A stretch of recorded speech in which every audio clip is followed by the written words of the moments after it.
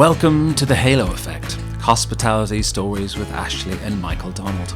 Hospitality isn't just our profession, it's our passion. With decades of experience and countless stories to share, we've navigated the highs and lows of this dynamic industry, not just as professionals, but as a husband and wife team tackling the challenges of business and life together.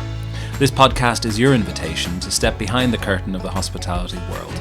We'll share real experiences, lessons learned, and the moments that have shaped our journey, offering inspiration and insights for anyone walking a similar path. Whether you're just starting out or have years under your belt, we're here to remind you that every challenge is an opportunity and every story has the power to inspire.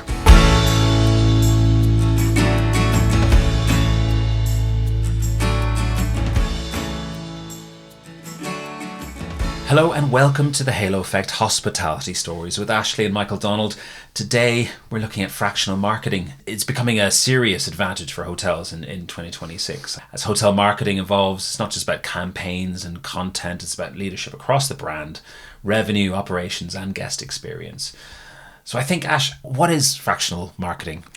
Well, we certainly established this as a kind of key service pillar for Halo, and it's something, we see a lot of value, and particularly with clients that we work with, and as you say, that the industry as a whole, I think there's a huge advantage. So for me, it's about that, having that kind of access to that senior leadership and experience, but on a part-time basis, without the kind of pressures of having those kind of quite rigid retainers, and it becomes a lot more flexible around that, adjusting to the business's needs. So I think, your fractional leader can support with everything from strategy, governance, driving that delivery, and really working in tandem with your in-house teams and specialist partners. Yeah, it's really flexible and solving the immediate challenges that business has, I suppose. I mean, the hotels are facing so many pressures at the moment with increased costs, certainly in the UK,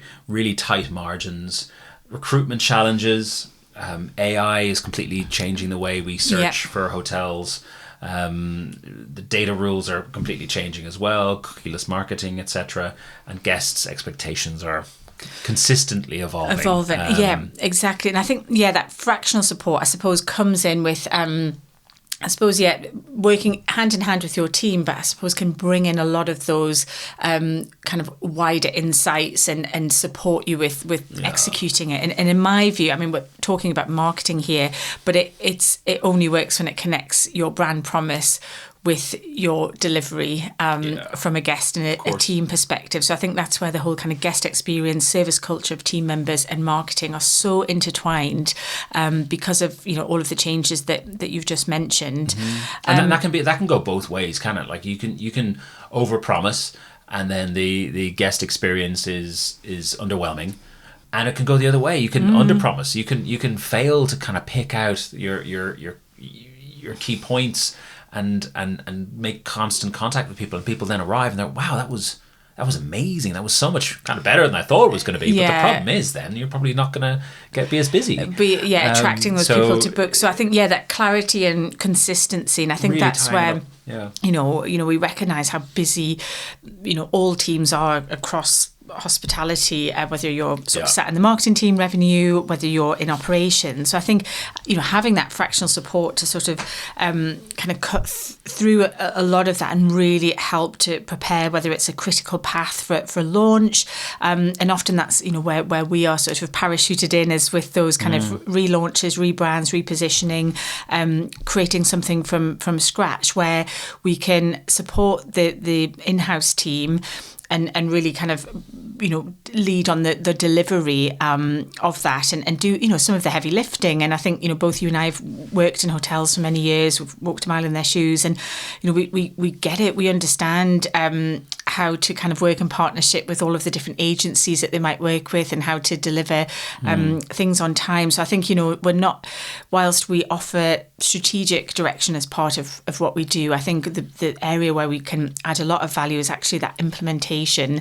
And while we do the diagnostics, we actually help the team roll up our sleeves and actually roll it out with them. Yeah, and those teams are always changing as well, isn't it? Like even in the internal teams, we might have people moving on. There might be a gap in between they someone else recruited for the role, or the role might be made redundant and someone else is covering, and people are doing things outside of their areas of expertise, and having someone be able to sort of parachute in, as you say, it makes it sound really dramatic, doesn't it? It sounds like a Tom Cruise movie, big doesn't James Bond moment. But parachute in and able to help and make sure there isn't a break in that strategy. Yeah, and I think it's not certainly about replacing anyone's role. I think it's just about adding and complementing to that, and recognising, I think, particularly with like a hotel opening, a relaunch, a rebrand, whilst especially if you're also then looking after a portfolio of hotels, also still require that ongoing marketing that you can just really be really flexible with your resources and, kind of get the best out of all of the team members and continue to deliver, effective campaigns across your portfolio, whether it's, an ongoing campaign or whether it's a refurb, for example. And then I think and I know when we first set up Halo, like 6 years ago, and we'd identified that gap, hadn't we, between, I suppose, the marketing and comms side, which is kind of creating that aspiration and inspiration to book and that sort of promise. And then the delivery of the promise was then with the operations, the guest-facing teams. And that was where your experience of working, very much kind of front of house and, those lovely intuitive cues of guests and kind of adapting your service style and making recommendations. But I think with the huge explosion of kind of digital marketing and guest communication, and that first impression being so much more earlier now in that kind of guest stay cycle, that the service culture and the guest experience comes, it's hand in hand with all of the marketing and communications now, and it starts so much earlier. It's not just about when the guest walks in the door anymore. And it's so important that storytelling element and that character can actually come through and thrive at that earlier element. Like if you have an agency doing all of your pre-arrival comms and marketing comms, and they don't really get the hotel itself, if they don't understand the culture within the hotel, then that can be just another way of there's a break between the expectation and the actual experience. And sometimes it's not even just the culture, it's the operations, and it's the actual end-to-end delivery of, we're saying that we do this and actually following it through to, okay, well, how is that going to be facilitated on site? And I think, with a lot of the campaigns, so it's sort of a niche that we've kind of carved out for ourselves is supporting around CRM. So whether that's Revinate or any of the other kind of hospitality-led CRMs. And I think, you're able to come at it both from a storytelling and inspirational perspective, but actually a practical, how is this going to be executed? And how's that promise going to be delivered on property? It's a really delicate balance as well, isn't it? Because you want to make sure that there is that element of creativity, that you can think outside the box, and you're not necessarily thinking how is this actually, how much work is this going to be? Because you can certainly think of areas where that would be completely impossible, certainly, but you can also, when you know the business well and you know how operations work and you have examples from other hotels and potentially other places that you have experience in, then you can find creative solutions. So you can come up with really creative ideas and then find creative ways of implementing them as well. And I think if that's all done on site, then it's very, very easy for people to think very safe and not sort of challenge themselves in terms of either the creativity side of things or the creative implementation of ideas too.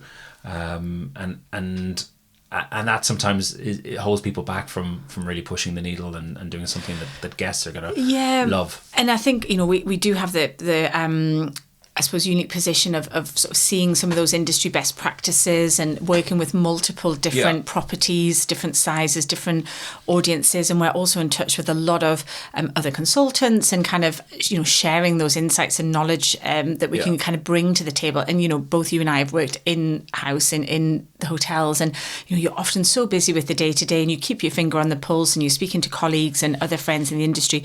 But sometimes, you just can't keep across whether they're trends or whether they're, best practices. So I think it's, again, that kind of complement of having those additional ideas, best practices, proven techniques that we can kind of bring and suggest and support with implementation with the team. But yeah, I think the fractional marketing is something that we've really seen grow with Halo's services, and it's something that I think really allows us to use a lot of our own experiences from being in the industry and really act as an extension of the team. And I genuinely feel with our clients, we are very much part of their day-to-day teams. We can support them and complement. We found it particularly effective, I think, certainly from a sort of fractional marketing director kind of level when there is some sort of transition going on. So for openings, reopenings, after refurbishments, whether there's a repositioning, or we had people changing names and things like that of hotels, customer relationship management rebuilds, so sort of new email marketing strategies and things like that, new F&B concepts with a few sort of hotel restaurant, standalone restaurant / hotel restaurant launches, or any kind of, I suppose, commercial reset is where it really is helpful to have that extra experienced head. I mean, there's no doubt that people that have those jobs already in-house will have incredible experiences, but just have that additional person to throw ideas between and come up with something unique, because essentially there's no absolute perfect way to do any of these things. No, and you have to find your little niche within the market to allow you to stand out and be a little bit different. You can't just throw everything into ChatGPT and get a really average answer out, because it's not going to be unique, it's not going to be different, it's not going to and it's just really not nuanced in terms of the who your hotel restaurant is targeting, and etc. And I think certainly with a lot of the repositioning work, where it's been really helpful is our experience of working with some of the larger brands, whether it's the Marriotts, Hiltons of the world, and we've actually still got great connections there, and I think that's been really helpful with managing stakeholders, whether that's through the brand or whether that's kind of holding partner agencies to account and deliverables, and sort of pulling in that full plan and oversight and kind of launch to a critical path that we can create and support the implementation, whilst the in-house team can continue to deliver and ensure that they're executing on the day-to-day.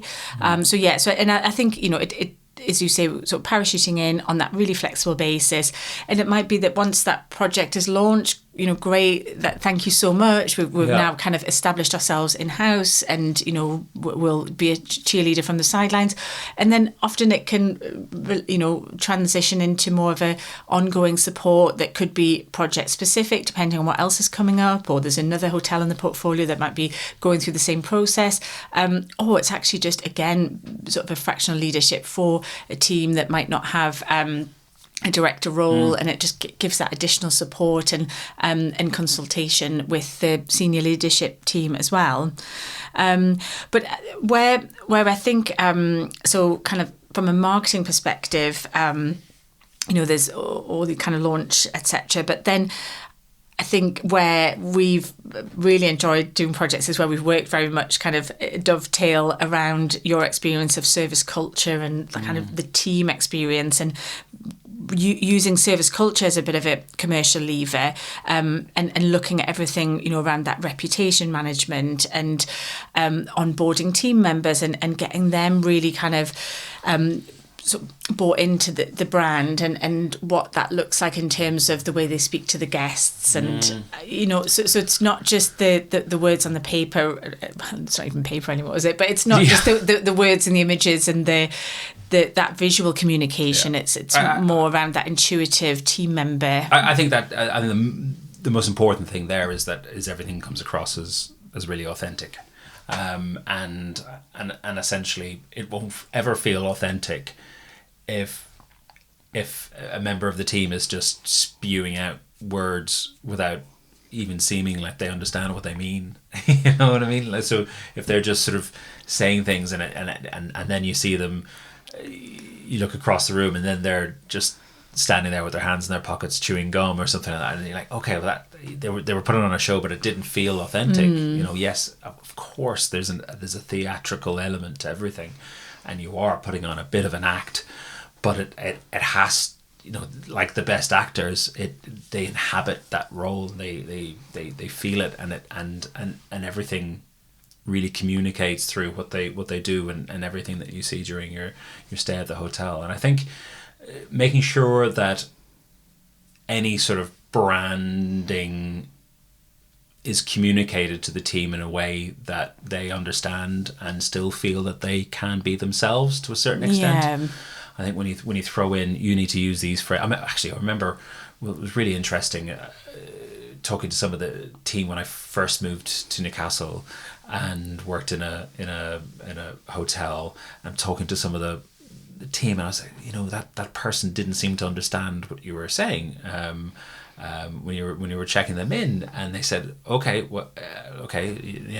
they didn't. So I spoke louder, and I was like, well, yeah, you spoke louder and faster rather than slower and quieter, and maybe trying to. They thought it was me saying they needed to speak in a certain accent. They had to put on an accent or something like that. I said, no, but I'm Geordie. I'm Geordie me. But it wasn't about that, because guests, when they come and visit cities and countries, they want that authenticity and the Geordiness when they come in and see Newcastle. But if English isn't their first language, they might struggle a little bit if you speak really fast and shout at them. You know, they will get offended and they won't be able to understand you. But if you just speak a little bit slower in the same accent, maybe, you know, soften slightly, maybe cut down a little bit on some of the slang, it communicates just so much better and authentically. And I would never go into a hotel like that and say, you know, you have to answer the phone in a very particular way, that, you know, using weird phrases that didn't suit the area. And I think there are some brands that do try and push that a little bit. Yeah, there's a lot of kind of mandatory. But I think that's softening a little bit. I think we're having. I remember when Aloft launched in the UK, they were still saying aloha when they answer the phone and things like that. And it's like, I don't know if aloha works in East London. You know, yes, it works in Hawaii, and when you're putting the flowers around your neck and things, but it's that authenticity. You need buy-in from your teams before you're ever going to be able to expect your guests to buy into it. Yeah, absolutely.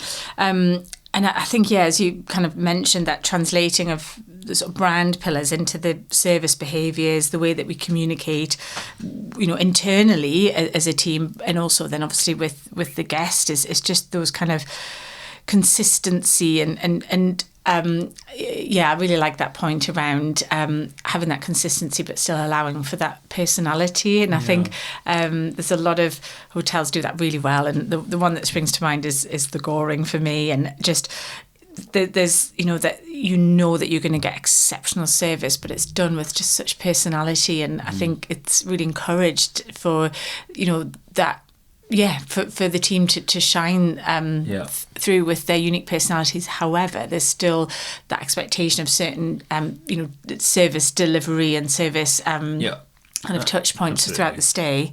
Another area where I think you know, just touched on there, but with the whole kind of CRM, guest communications, loyalty, I mean, there's a lot of hotels, restaurants, etc. have got great tools, but maybe aren't optimizing their existing tools to the max. And I think, again, coming in and just doing a bit of an audit and looking at where there's opportunity to be more consistent with their guest communication, to really weave in that storytelling and bring the brand to life through that guest communication cycle, right through from discovery to pre-arrival, in-stay, post-stay.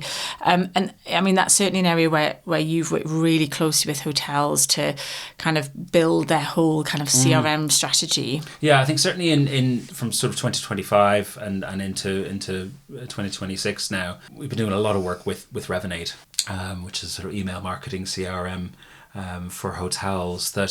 And they did a lot of changes last year, actually. They did a lot of changes to the way that segmentation and guest information is saved. And while all of their support is wonderful and they send out lots of training for all of the teams, I completely understand. It was the same for a number of clients, that the time that they have to go in there and do those trainings because of tweaks and understand what the new capabilities can bring them and understand how this is a better way of working, that just so limited on time to do that kind of thing. And also they have other jobs to do. Like how many technology tools might these marketing teams be having to deal with in any given situation in any given year? To have to be an expert in all of them is really, really challenging, and that's often why we find so many people when they move roles, they'll often bring the technology with them, and the technology that they left behind becomes redundant, and someone else will get new technology in there. So hotels are spending all this money on buying new systems to suit the team, rather than maybe an option is to get someone in who is an expert in that tool. Yeah. And support, if it's just a short period of time, just to kind of do an audit and make sure everything's set up correctly, and give a few tips. We've done that a few times last year, and given people a sort of a playbook to go by and action points to work on throughout the year, and that's been very successful. And other clients we've been able to go on a retained basis throughout most of the year and support them on an ongoing basis, and it just frees up the team to focus on other areas and focus on the bigger sort of strategies, certainly when it comes to CRM. And I think we did a lovely townhouse hotel, 50 bedroom opening, where we kind of set up almost like a friends of a kind of book direct benefit membership program, and that was all facilitated through Revinate, and we set up all of the automations and booking codes, and within the first 4 months I think the tool had generated over £40,000, and that was really just with good segmentation, automated guest journeys, etc. And it really enabled them to shift some of that booking from OTAs to direct channels. So, I think, as you say, you can go and audit, make a few tweaks, set up a few automations, and then give the team the tools to, continue to work with it. Or you then can kind of have that sort of lighter touch checkpoints, checking in maybe every quarter, or like we do with some of our clients, is just having that ongoing support and, really supporting the teams, ensuring that we're optimizing all of the new features that Revinate and other CRMs have rolled out as well. So and making sure, I think the really key thing is making sure that the databases are consistently growing as well. I think that's a very easy one to kind of miss out on, the accuracy of that information that's going into your databases. I mean, that has been a challenge, I would say, for kind of busy team members that are checking in guests. And perhaps, they've made a booking through a third-party channel, so you've got very limited information, and you're trying to capture that information, and the guest might be in a hurry, or the guest checks in online and doesn't fill it all in.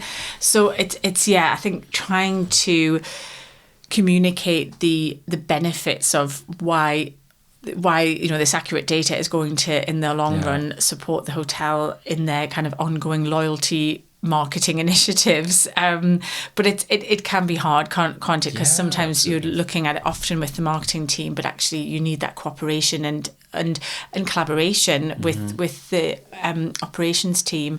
And how many times would we be at the front office when we would be checking guests in, and just stick an X in there, and then it lets you move on to the next kind of part of the booking process, because we try and check every guest in within 2 minutes. So just stick a NA in that field there and just move on. And you think, the poor marketing person's like, no, what can I do with this data? So it's and I think that is continues to be. But again, digital check-ins across the board, where guests can complete their own data. And then decide whether they're going to opt in at that point as well, and that just seamlessly then goes into the CRM without sort of that manual intervention. I think that's, you know, certainly the way forward. Yeah, and I think there's an element of customer journey in there as well. One of my big frustrations is where, you know, when you're asked to sign up for a newsletter or something like that, or you are genuinely interested in the brand or the product or the hotel or whatever it might be, and then you put your email in, and then it just kind of, it might say submitted. Sometimes it just goes black. Sometimes it goes to another screen. Sometimes you're like, have I put that information in or something like that? And then you don't get an email for about 3 months, and then you eventually get the email and you're like, what was? Oh yeah, that was for that. That kind of thing is, I find that quite frustrating as well. But then I really love if I sign up for something and then I get an email pretty much straight away, and it might have a promo code, or it might have a welcome code, or it might have something in there. I'm like, yes. I think that's really an important point, because you're invested in that brand at that point. That is the point. You're more invested than ever. So if you get something, as you say, with a nice value add to just kind of like, oh, you're thinking about us, why not kind of take the next step and, you know, book with us? And here's a special offer. And you might already offer 10% off for subscribing, you know, or 10% off for being a member, or whatever it is that you have as your OTA buster in your hotel.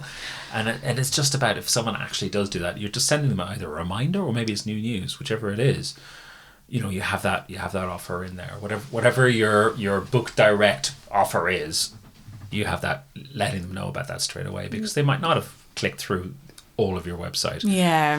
Just making it as frictionless as possible. And you're right, I think the language about, you know, come into our community, like be a member, become a friend of, not just like you are now subscribed. Oh great, I feel wonderful about that. You know, so I think integrating that into that whole guest experience and narrative and storytelling of your hotel, and it's just a small tweak, but it has a massive become a friend of, rather than subscribe to our new marketing database. It's like, oh yeah, great, I feel really special. but also from a data perspective, it also gives people the opportunity to unsubscribe if they have, and you are obliged to give people that opportunity to unsubscribe should they wish to, and it is really important that we handle data in the right way. Completely. Another thing we really enjoy doing for our clients is working with them on their awards strategy. And I know we've done a whole episode dedicated to awards, but I think you know, again, that's something that we really enjoy, looking at all those kind of proof points and examples with our clients of where they've demonstrated, you know, exceptional work, whether that's in, you know, their sustainability efforts, whether that's in their design, in their guest experience. And I think, again, from that sort of fractional basis, you can really, you know, pull that all together and kind of support with these submissions, collaborate with PR agencies, the operations team and designers, architects to get all of those proof points and really sort of pull that together. And, you know, we're delighted to have seen some incredible awards from our client portfolio in the last year. And I think that, you know, supports with you know, really that external endorsement and you know, really credible sort of judging panels that kind of, again, showcase what you do and again builds that sort of loyalty. And then another area, which again could be a whole episode, and we've already touched on it. It might be. Is we kind of touched on it in the opening part. Is just how hotels are being discovered online now has changed so much with AI and these kind of summaries and awards, your consistent storytelling online, your blogs, your podcasts, your team members, like everything's been kind of pulled into these AI overviews, and that's really where that visibility piece has changed. It's not about being on the first page of Google anymore. It's about being in that or other chosen search engine. It's about being in that summary at the top and having that relevancy for what it is that you want to be known for in there. So I think that, again, it's such a changing landscape. And I think, you know, again, that sort of fractional leadership can almost like have that bird's eye view of, okay, well, we're doing this really well, but actually these are some kind of risk areas. And okay, well, what's the plan to ensure that we are continuing to evolve and our marketing is relevant, our guest experience is aligned to expectations, and providing that that kind of overall assessment. So I think, where I would summarise, having a lovely conversation just before we came on here, and trying to kind of summarise what we do in terms of that fractional support. And I think it's that audit and alignment. So looking at commercial goals, audiences, where you're performing, which channels, looking at your messaging, that consistency, and any sort of operational kind of risk areas in terms of delivering on your promise. And then really it's about getting that all into a kind of really strategic plan, roadmap, working out your priorities. Are there any kind of quick wins in there?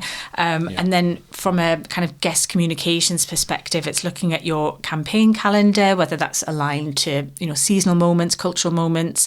Make sure you think of those lead times as well. Depending where you are, who you're trying to target. Exactly, and then how are you kind of bringing that to life through the way that you communicate, so your kind of whole CRM cycle, your media releases, your blog calendar, your kind of really robust kind of content engine, and then how does that align with your service culture and all of the different touch points when the guest arrives to your hotel. And then really it's about just effective execution, delivering on your plan, and then measurement as well, and kind of coming back and seeing what worked. And I know we spent a lot of the first kind of couple of weeks in the year pulling like client reports, looking at celebrating the wins, but really kind of delving into what can we learn from this to kind of update our plans for next year. Always, for this year. Whenever we Six Sigma or operational innovation or any of that continuous improvement is completely reliant on looking at those reports and looking to see how you did in certain areas, measuring your KPIs, and then just improving them. It is a continuous improvement. See what opportunities there are to fix, improve them, go again, and next month or next quarter or next half year or next year again. Well, not or and you check them again and you do it again, and that is really the definition of continuous improvement. And if you can get those kind of improvements every single year, and some years you're going to have low hanging fruit, you're going to be able to, we've increased that by 20% or 30 or 40%, and that's amazing. And once you get to that point where you don't have those low hanging fruit, it's going to be just those little tweaks, and that's what all the top hotels are. They're just tweaking. They're just making little changes to adapt to the market or the scenario or the current conditions, and improving things. Whereas other hotels will have bigger low-hanging fruit to sort out straight away. And sometimes that's when you probably would be more likely to benefit from a little additional support, fractional support it might be, and I might be able to find those low-hanging fruit a little bit easier, and set you on your way. And then after that, it'll just be about those tweaks. Yeah, exactly.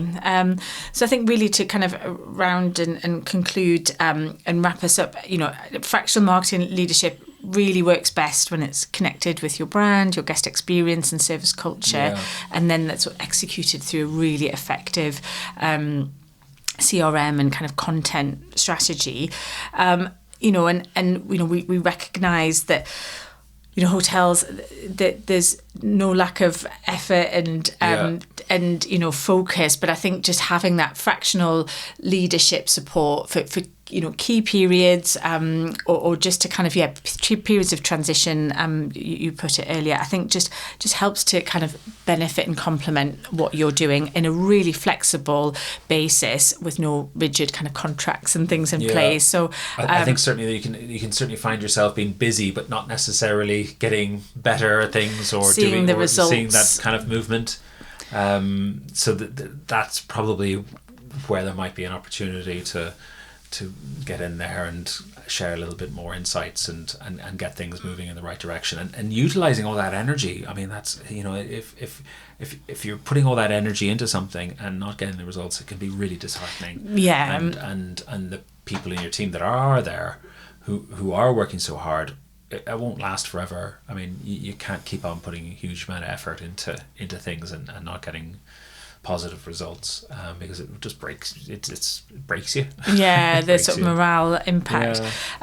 But we love a chat, and we're very happy to have kind of a complimentary discovery call with anyone who might be kind of having challenges or just want to look at plans or have a bit of a reset. So please do get in touch, and we're very happy to have a conversation. If we can share insights and tips and support with anything, then we're very pleased to do so.